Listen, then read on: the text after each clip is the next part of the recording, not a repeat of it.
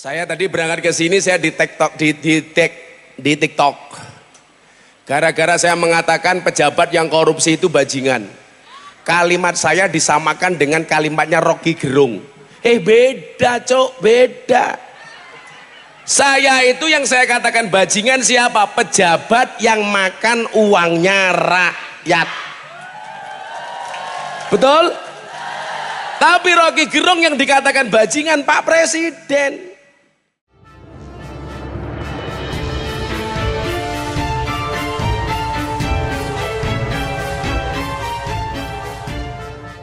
Assalamualaikum warahmatullahi wabarakatuh. Salam sejahtera untuk kita semua, salam budaya. Sahabat-sahabat tercinta sebangsa dan setanah air yang sangat saya hormati, Miftah Maulana Habibur Rahman yang akrab disapa Gus Miftah memang sebuah fenomena. Ceramahnya syarat dengan humor, menggelitik, tapi tak pernah kehilangan greget dalam melontarkan sindiran bahkan kritik yang sangat keras dan pedas terhadap ulah pihak-pihak tertentu yang dinilai bertentangan dengan ajaran agama, khususnya agama Islam. Bahkan ia tak segan-segan menggunakan kata makian yang bernada kasar dan vulgar. Dalam sebuah ceramahnya, ia pun sempat menggunakan kata bajingan untuk melabeli pejabat yang suka melakukan korupsi. Wow. Karuan saja makian bajingan yang dilontarkan pimpinan pondok pesantren Ora Aji Sleman Yogyakarta itu sontak diungkit kembali oleh para pendukung Rocky Gerung dan menyamakannya dengan makian bajingan Rocky Gerung yang ditujukan kepada Presiden Jokowi. Kalau Rocky Gerung dilaporkan ke polisi, kenapa Gus Miftah tidak? Mungkin begitulah kira-kira pertanyaan yang dilontarkan oleh pendukung Rocky Gerung. Terkait dengan kontroversi tersebut, reaksi Gus Miftah saat mengisi ceramah atau pengajian di Mendut Mungkit Magelang pada tanggal 8 Agustus 2023 yang lalu cukup mengejutkan. Ia menyatakan bahwa kata bajingan yang ia lontarkan sangat berbeda konteksnya dengan kata bajingan Rocky Gerung. Saya itu pernah ikut kajian kawan-kawan Wahabi. Saya disuruh jadi pembicara. Kebetulan yang NU cuma saya sendiri tok.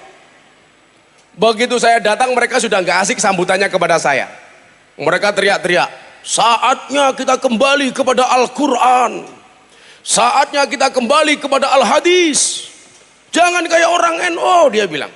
Saya bilang, ditanya sama pembawa acaranya, bagaimana pendapat Gus Miftah?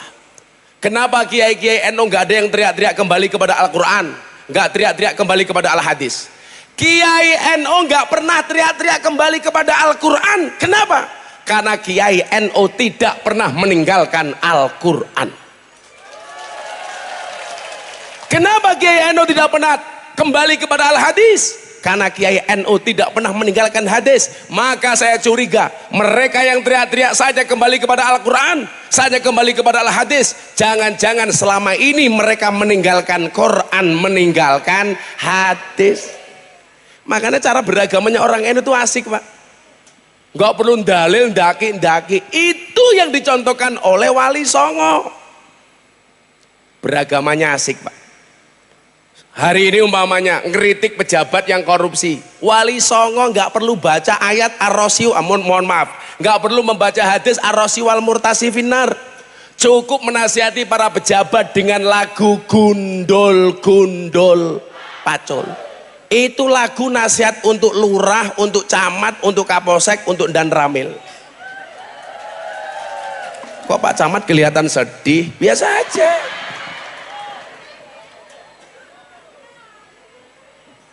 Saya tadi berangkat ke sini, saya di TikTok. Gara-gara saya mengatakan pejabat yang korupsi itu bajingan. Kalimat saya disamakan dengan kalimatnya Rocky Gerung. Beda cok, beda. Saya itu yang saya katakan bajingan siapa? Pejabat yang makan uangnya rakyat. Betul? Tapi Rocky Gerung yang dikatakan bajingan Pak Presiden. Beda konteksnya. Saya bilang, lah ono kewan mangan tanduran ning sawah jenenge bajing, tapi lah ono pejabat makan uangnya rakyat tanpa hak namanya. Beda napa mboten kali bahasane Rocky Gerung? Beda. Contoh yang korupsi dana BTS 8 triliun. Duit 8 triliun niku nyuwun sewu. Kalau untuk beli dawet wong sak mendut nglangi kabeh. Lah niku bajingan. Ndi lurah iki? Oh, iki lurah iki. Waspada Pak Lurah. Tapi kita kasih ucapan selamat. Jabatan Pak Lurah diperpanjang menjadi 9 tahun. Wow. Kemarin belum diperpanjang demo. Woy. Anda tahu kenapa Pak Lurah minta perpanjangan masa jabatan? Karena modalnya durung balik. Ini.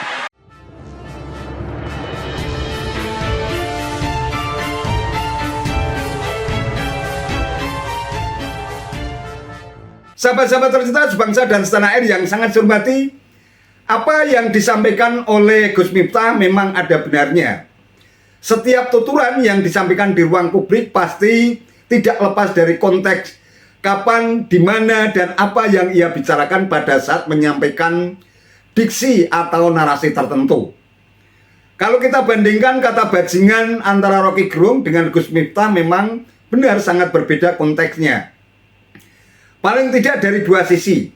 Yang pertama, kata bajingan yang dilontarkan oleh Rocky Gerung yang lengkapnya adalah bajingan yang tolol sekaligus juga bajingan yang pengecut.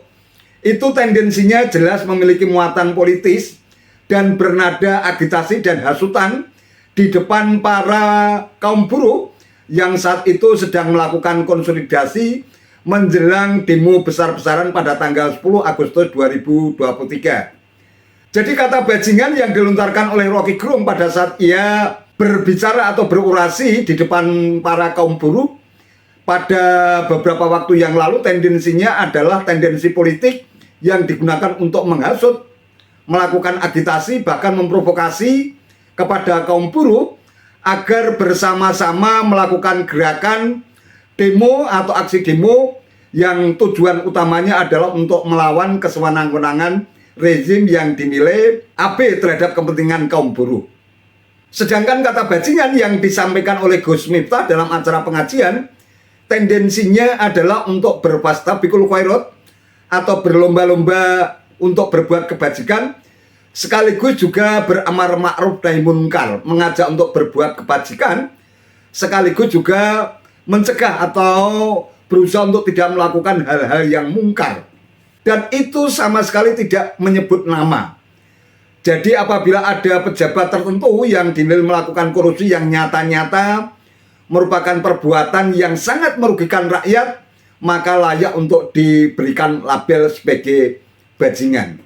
Perbedaan yang kedua adalah penyampaian tuturan. Diksi bajingan yang disampaikan Rocky Gerung karena digunakan untuk melakukan agitasi, hasutan, dan provokasi tentu disampaikan dengan gaya tuturan yang penuh ledakan emosi. Ada nuansa amarah di situ karena dinilai Presiden Jokowi sama sekali tidak memiliki kemauan politik untuk pro rakyat khususnya kaum buruh yang berkaitan dengan undang-undang Omnibus Law atau undang-undang Cipta Kerja. Sedangkan Gus Miftah dalam menyampaikan tuturan itu dalam suasana yang santai, dalam gaya tuturan yang penuh dengan canda, dalam rangka untuk membangkitkan giroh para jamaah yang hadir di dalam pengajian itu agar sama-sama berusaha untuk berbuat kebajikan sekaligus menjauhi hal-hal yang bisa menyebabkan kemungkaran. Dan salah satu di antara perbuatan yang mungkar itu adalah korupsi. Jadi kalau para pendukung Rocky Gerung mengungkit soal kata bajingan yang disampaikan oleh Gus Miftah dalam ceramahnya, tentu saja ada konteks yang sangat berbeda, baik dari sisi muatan isi maupun cara penyampaian tuturannya. Itu saja yang bisa saya sampaikan. Terima kasih atas perhatiannya. Wassalamualaikum warahmatullahi wabarakatuh.